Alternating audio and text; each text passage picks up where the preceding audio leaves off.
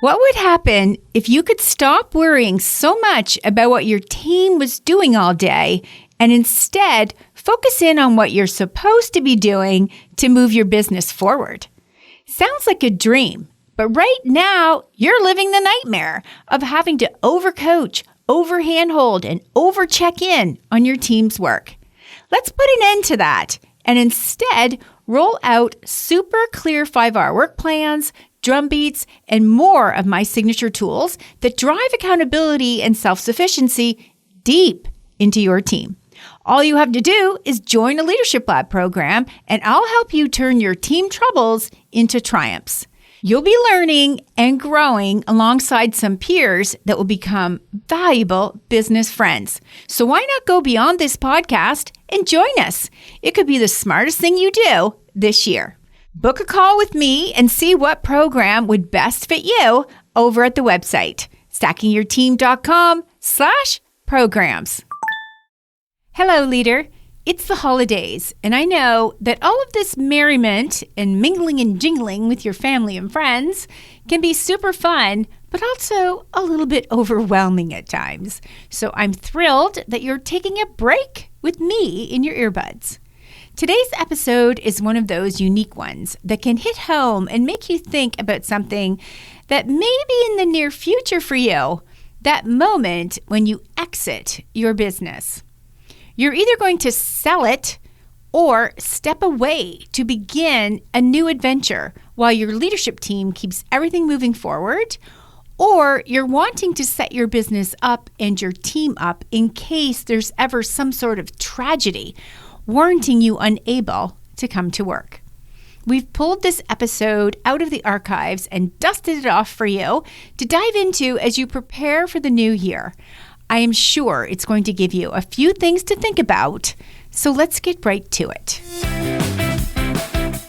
Do you have an exit strategy, or are you thinking this is something that you don't need to consider for many more years to come? Or are you thinking that you don't want to create an exit strategy until you're ready to tell anyone that you are planning on leaving? Most people think that an exit strategy is for people in corporate who want a plan to enable them to get out. That's the kind of strategy I had. That's the kind that I created. I followed and then I celebrated, allowing me to leave my corporate role at 52 and never look back. Some of my one-to-one clients came to me because they knew that I could help them create their own exit strategies from their business or businesses, allowing them to sell, oversee the business from afar, or start a new one.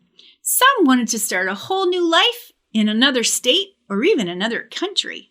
They have a vision for what they want their next chapter to include, and they know it's in their best interest to have a plan sooner rather than later. Creating exit strategies is so fun for me because I can see the possibilities. I can see how they can increase their evaluation price for selling it, and I can see the steps that they need to take to ensure that they have the confidence to walk away. Believe me, it can be tough to walk away. Having a plan, a purpose, and a clear vision helps to keep you focused and not get distracted from the larger goals that you have. But what if you're not looking to exit your business anytime soon? What if you're actually planning on expanding, not selling? Why would you need an exit strategy? Well, here's a few reasons why. The first one, a family member suddenly becomes ill and you need to shift your focus over to caring for them, possibly relocating to be near them. Or how about this reason? You've become ill and you need to focus on your health. Essentially, you're not able to lead your business. Or how about this one? There's a disaster that causes your business to close and the rebuild plan, well, it's rather bleak. Sometimes, out of nowhere comes a challenge that knocks you off your feet and has you reacting to a worst case scenario. And on top of it, there's a high sense of urgency to it all. How will you handle it? When you think about the unthinkable, you need to keep in mind that your logical mind needs to stay in the forefront and thoughtfully map out the best steps required to handle the situation. This can be very difficult, because, well, you're off center, dealing with something that you never planned for. And most likely, you're losing your stamina to cope. And of course, emotions are running high. So whether you are creating a planned exit strategy that has an actual end date, or whether you're planning an unforeseen date, many of the same action items will need to be taken care of. In your personal life, most of you have a will, and you've got life insurance. You may even have a prepaid burial plot. I know this sounds morbid, but let's think about why you've taken care to have these things in place for your personal life. Well, most often, it's because you don't want to burden your family at your passing. You're wanting them to know your wishes and pre-plan and prepay as much as you can so that your family only has a few items to take care of, reducing the overwhelm and the decision fatigue for them. So why wouldn't you want to have the same guidance and the same pre-planning set up for your family and your team for your business? Would your team know how to step in? Would they know where to find key documents, passwords, bank accounts, and other massively important information? Do you have written directions for your family and team? Where would they find this direction? Is it with your CPA, your lawyer, your CFO, in a safety deposit box? Or is it all in your head or your laptop or a desk drawer? You know, it's common for families of CEOs to not truly know details about her business. Some families couldn't correctly describe what the CEO does, even if they were on a game show, because they don't clearly understand who she serves, who her partners and vendors are, and of course, they don't understand the financial situation. All of these unknowns add even more stress to the family and the team. So let's take a look at what you can do to create your exit strategy. So whether you're stepping out of your business temporarily, whether you're selling it, or even if you're closing up shop.